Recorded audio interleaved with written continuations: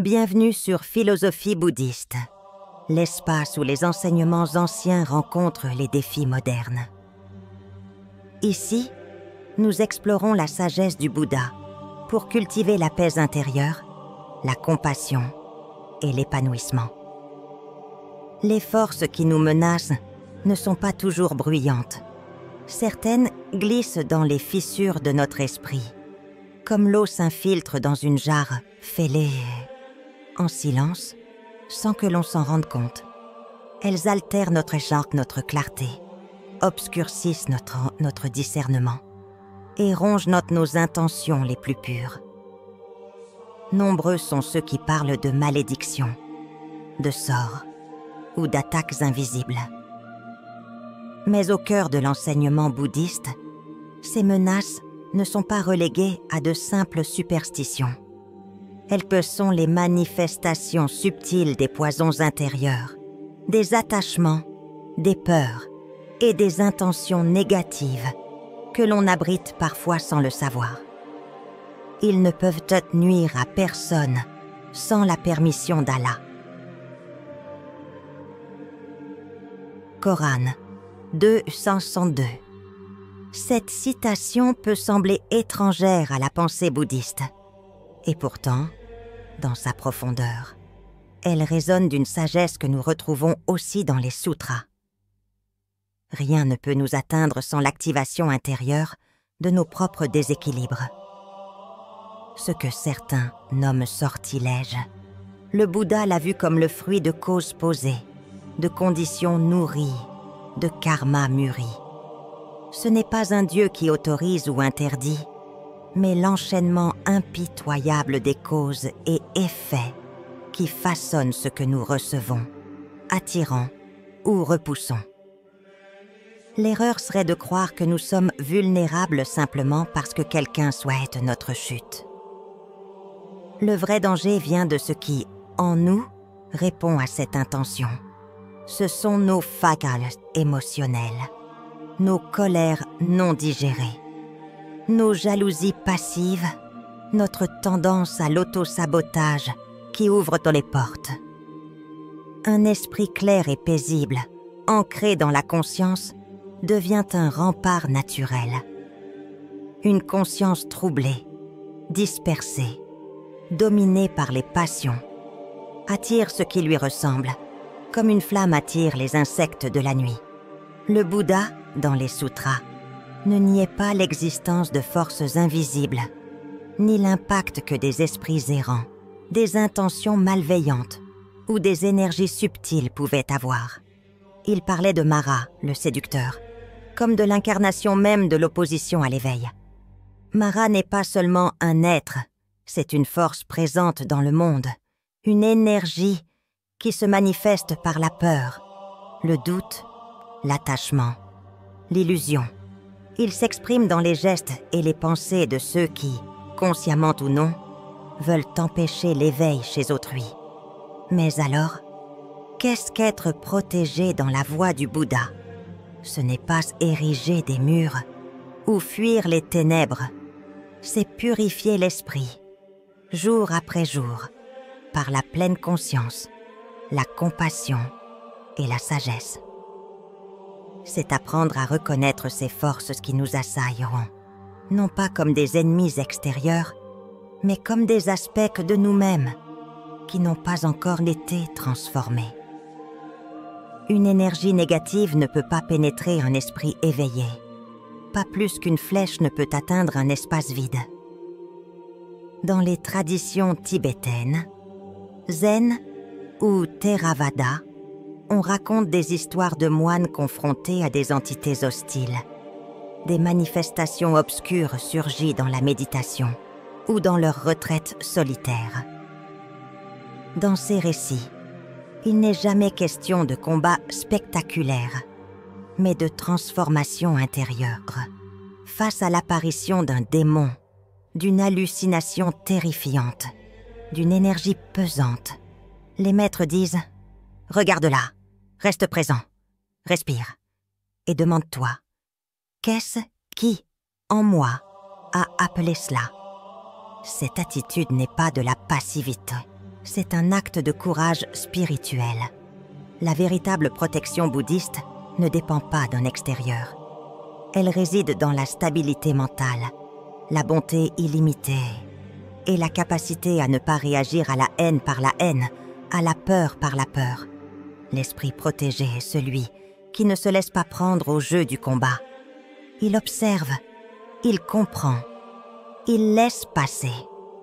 Car tout ce qui naît est impermanent. Même le mal le plus profond a une fin, s'il ne trouve rien à quoi s'accrocher. Dans certains temples d'Asie, des amulettes sont bénies. Des rituels de protection sont effectués. On récite le Parita, ces textes anciens que l'on croit capables de repousser les esprits mauvais.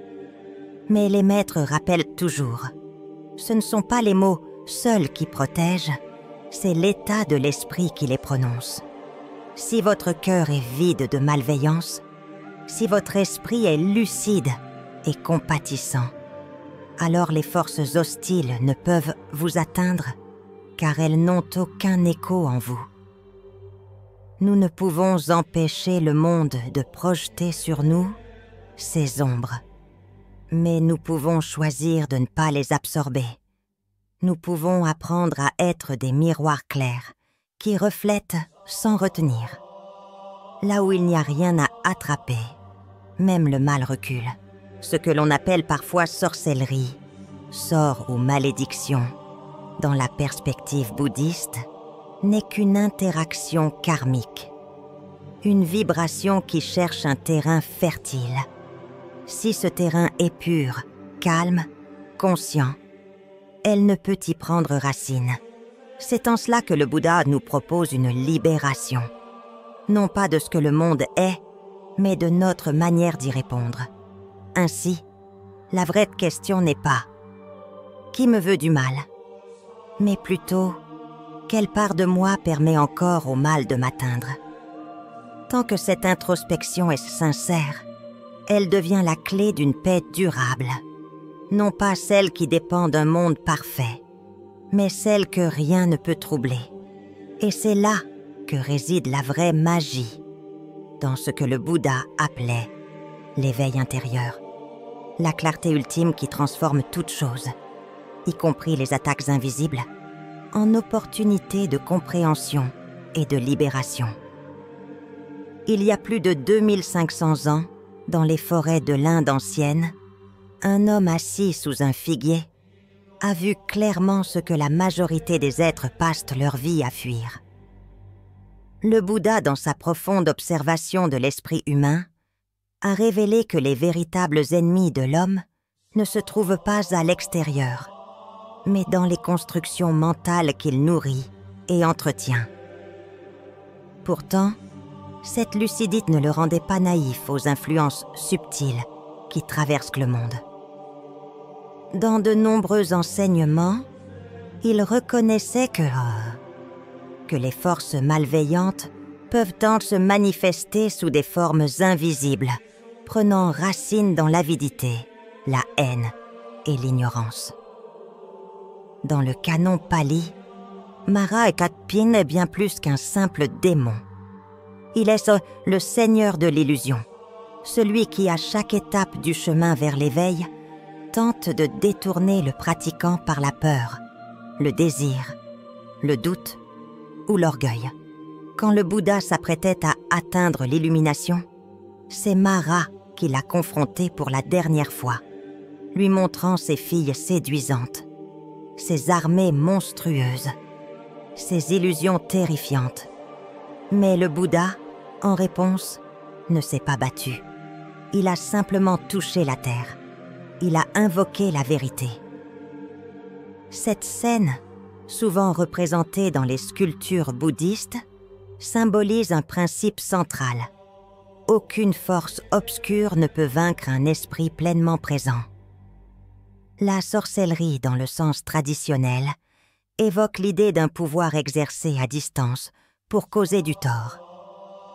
Dans la pensée bouddhiste, ce concept n'est pas rejeté en bloc comme une superstition. Il est recontextualisé.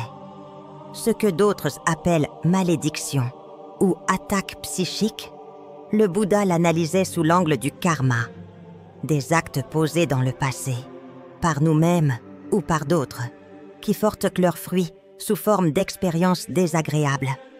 Il ne s'agit pas d'une punition, mais d'un écho. Ce que nous appelons énergie malveillante peut ainsi être vu comme la résonance d'actions passées non digérées. Mais il y a plus. Dans les enseignements tantriques, notamment dans le bouddhisme tibétain, les énergies négatives sont parfois personnifiées sous forme de déités courroucées ou de formes obscures. Ces manifestations ne sont pas là pour effrayer. Elles sont des symboles puissants, des obstacles intérieurs que nous devons affronter pour progresser. Elles ne sont pas des entités autonomes venant nous hanter sans cause, mais les représentations d'énergie qui résident en nous, nourries par nos attachements non reconnus.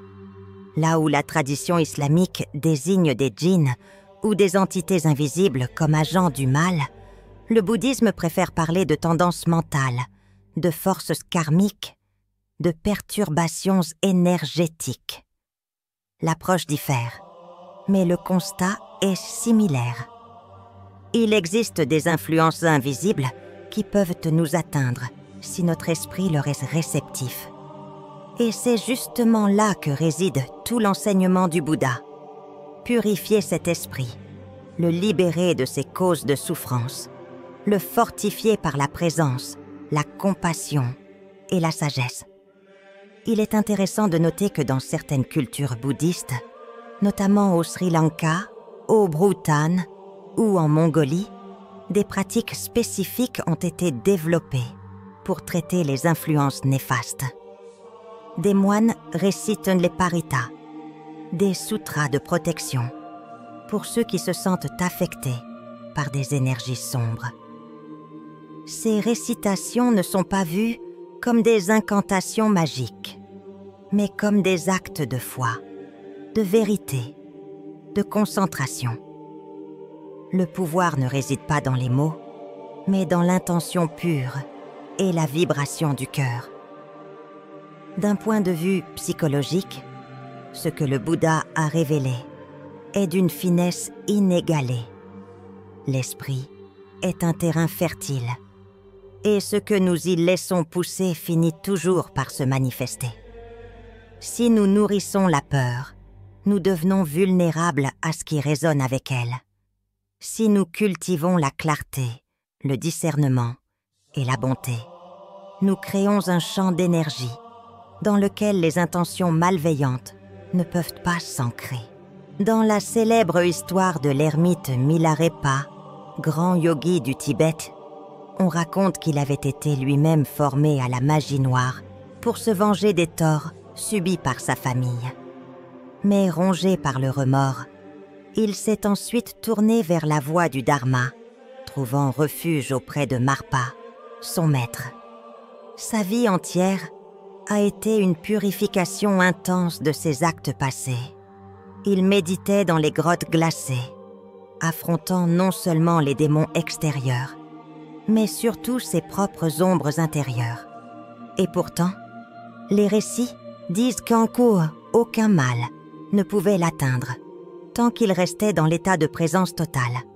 Quand les démons apparaissaient, il leur chantait des chants de vérité, et ceux-ci se dissolvaient. Le Bouddha ne nous a pas promis un monde sans danger, mais il nous a offert un moyen d'en être libre.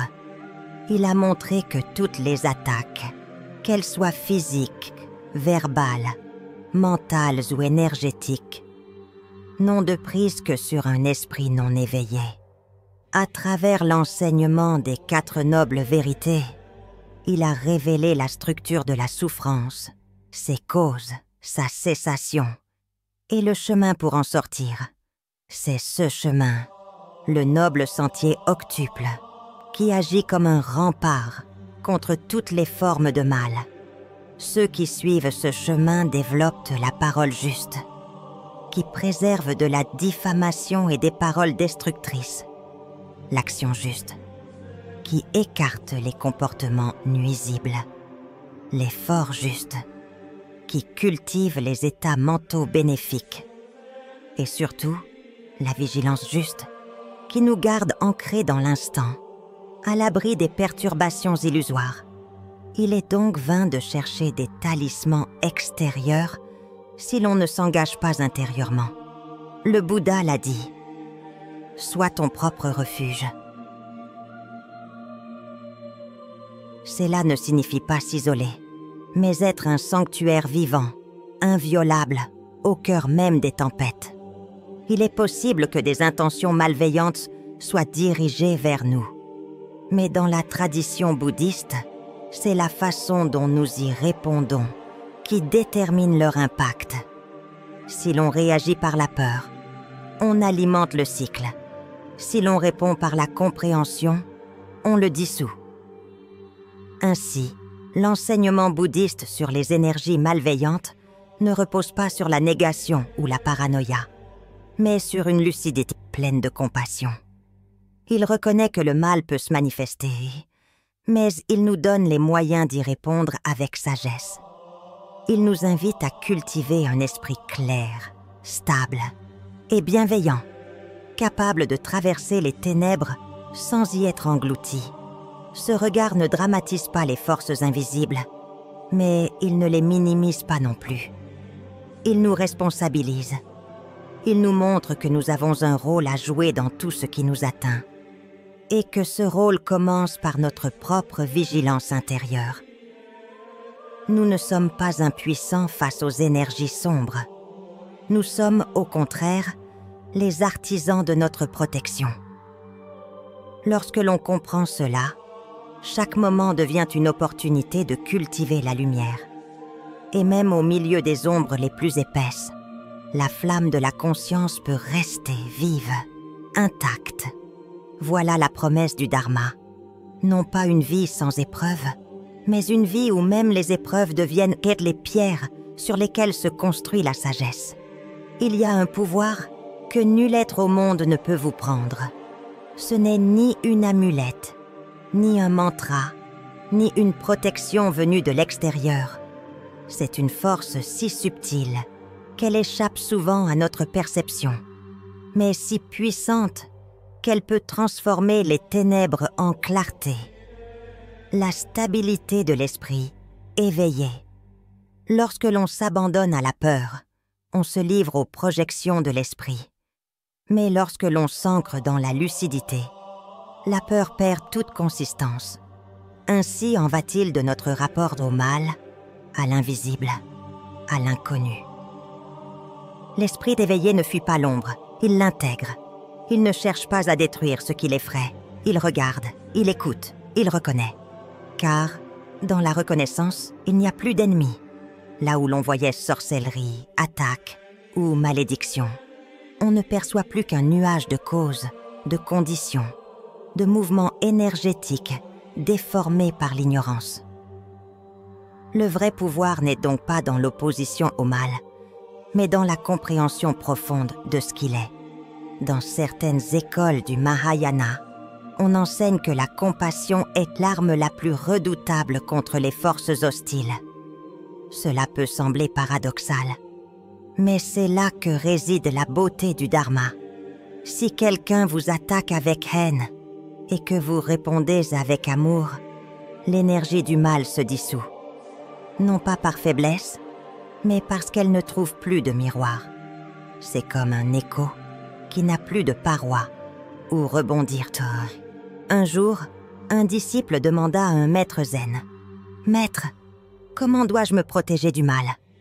Le vieux moine le regarda un instant en silence, puis répondit, « Nettoie ta tasse de thé et bois en conscience. » Le disciple fut déconcerté, mais plus tard, il comprit. La vraie protection ne se trouve pas dans des actes spectaculaires, mais dans l'attention portée aux gestes simples. Si chaque pensée, chaque parole, chaque action est habitée par la conscience, aucun mal ne peut véritablement nous atteindre. Car le mal s'épanouit dans la négligence, dans l'oubli, dans la distraction.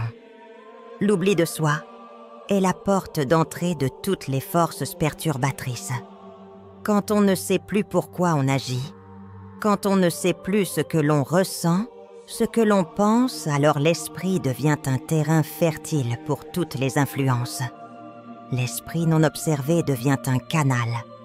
C'est pourquoi le Bouddha n'a cessé de répéter « Sois vigilant, sois attentif ». L'attention, sati, est la clef, une vigilance bienveillante, qui ne juge pas, mais qui voit. Le monde extérieur est en perpétuel changement. Les conditions de la vie ne sont jamais stables. Mais il existe un point en nous qui, lorsqu'il est découvert, ne tremble jamais. Cette conscience pure, non fabriquée, cette clarté intérieure que l'on touche parfois dans le silence d'une méditation profonde. Là, dans cet espace nu, il n'y a plus de peur. Il n'y a plus de prise. Le mal, la douleur, la souffrance peuvent nous survenir, mais ils ne nous possèdent plus. Et pourtant, il serait naïf de croire qu'il suffit d'être paisible une fois pour être protégé à jamais. La pratique est un engagement quotidien. Ce n'est pas une amulette que l'on accroche au cou, mais une direction que l'on choisit à chaque instant. Quand la colère surgit, choisiras-tu la réactivité ou la respiration? Quand la jalousie monte, nourriras-tu le manque ou la reconnaissance? Ces choix répétés forgent une armure subtile, imperceptible, mais incassable. Le mal, dans la vision bouddhiste, est souvent un cri de souffrance. Parfois, il vient de l'extérieur, d'un être blessé qui projette ses douleurs. Parfois, il vient de nous-mêmes, d'une partie oubliée qui réclame notre attention. Le chemin n'est pas de combattre ces forces, mais de les éclairer, de leur donner de l'espace sans s'y perdre. Ce à quoi tu résistes persiste. Ce que tu embrasses se transforme, disait un ancien maître.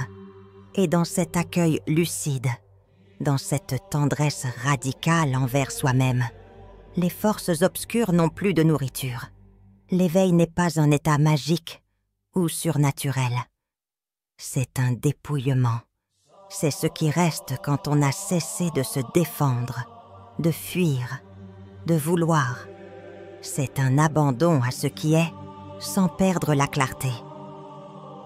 Dans cet état, même si l'on est visé, on ne devient pas la cible, car il n'y a plus de prise.